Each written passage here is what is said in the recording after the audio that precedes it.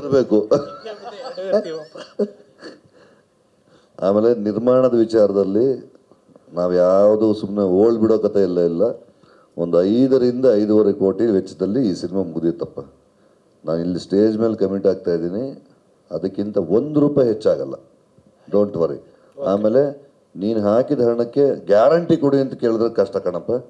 ಈಗ OTT ಆಯ್ತಿಲ್ಲ, satellite ಆಯ್ತಿಲ್ಲ, Hindi rights ಆಗ್ತಿಲ್ಲ, ಆದರೆ ನಮಗೊಂದು ನಂಬಿಕೆ ಇದೆ, ಒಂದು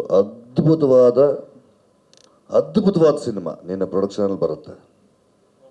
ನಿನ್ನ ಮನಸ್ಸಿಗೆ, ನಿನ್ನ ಪಾರ್ಟ್ನರ್ ಮನಸ್ಸಿಗೆ ತುಂಬ ಹತ್ತಿರವಾಗುವಂಥ ಒಂದು ಅದ್ಭುತವಾದ ಸಿನಿಮಾ ನಾವು ಮಾಡ್ತೀವಿ. ಎಲ್ಲ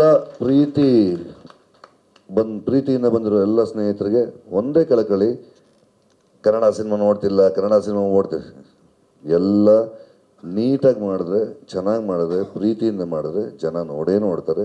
ದಯಮಾಡಿ ಪಾಸಿಟಿವ್ ಆಗಿ ಮಾತಾಡೋದಕ್ಕೆ ಶುರು ಮಾಡಿ, ಬರೀ ನೆಗೆಟಿವೇ ಕೆದಕ್ತಾ ಇರಬೇಡಿ. ಅಲ್ಲಿ